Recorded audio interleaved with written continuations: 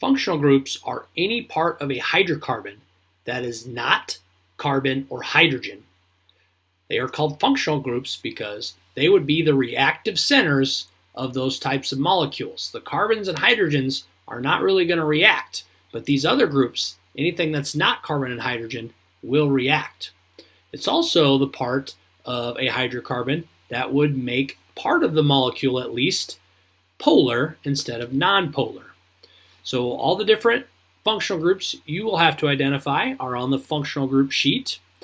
I want to point out that you'll see the letter R a lot on your functional group sheet. R in chemistry stands for any atom or any group of atoms. In this case, it's going to be a hydrocarbon chain most of the time. So an R group simply stands for a new hydrocarbon chain.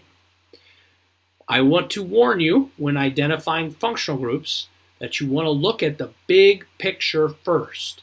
And I'll show you what I mean when we do a couple examples here. So, identify the functional groups in the following molecules. Ethyl alcohol. So two different ways to draw it, but either way, the part that is not carbon or hydrogen is what you're going to circle. So in this case, we have these OH groups. If we look on our functional group sheet, these are alcohols. And there are three different types of alcohols: primary, secondary, and tertiary alcohols. This happens to be a primary alcohol. You identify that by looking at the carbon that the alcohol group is bonded to. If that carbon is bonded to two hydrogens, then you have a primary alcohol. And if you look, that's exactly what we have here. If your carbon is bonded to one hydrogen and two other hydrocarbon chains, that is a secondary alcohol. And a tertiary alcohol, that carbon that is bonded to the OH group, isn't bonded to any hydrogens. It's bonded to three separate hydrocarbon chains. So these, like I said, are primary alcohols. We look at the acetic acid. This is where I'm going to talk about the big picture.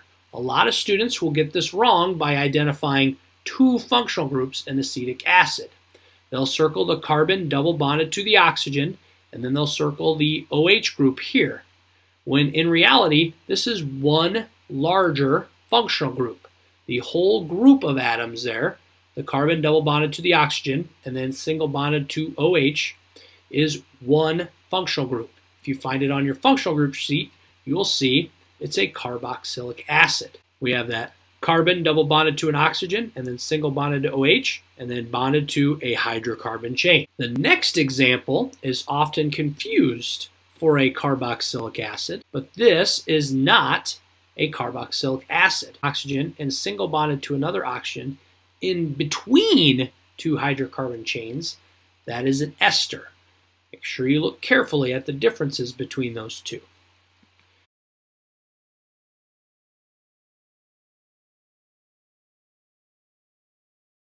Let's look at a few more. In para-aminobenzoic acid, there are two different functional groups. This is an amine. There are three different types of amines if you look as well. It depends on how many hydrogens are bonded to the nitrogen. If there are two hydrogens bonded to the nitrogen, it's a primary amine.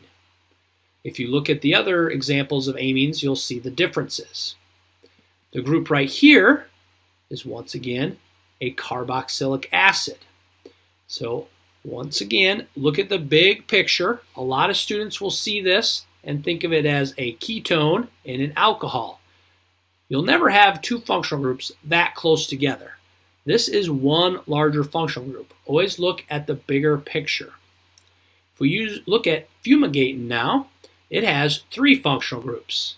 It has one here, it has this larger one here, and it has one right here. That's a sneaky one that often gets by a lot of kids.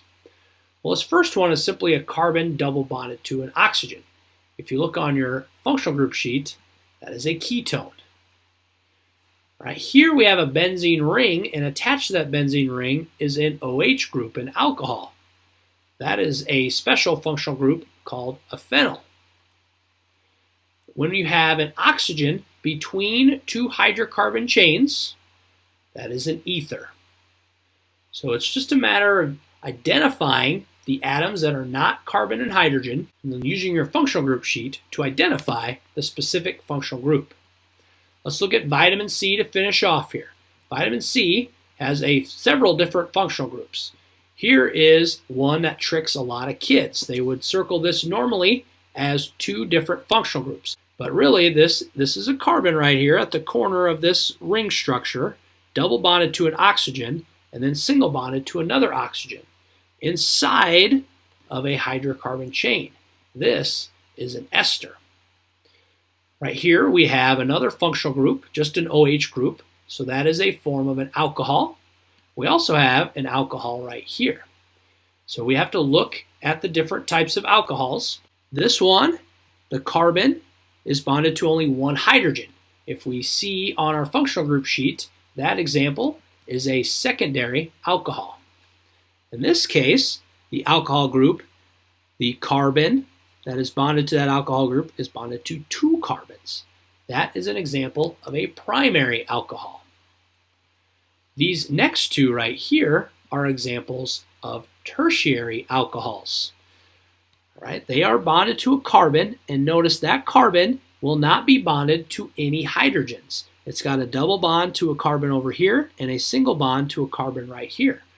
Well, if you have a carbon not bonded to any other hydrogens, then it's a tertiary alcohol. Just like naming, the only way to get good at functional groups is to keep practicing.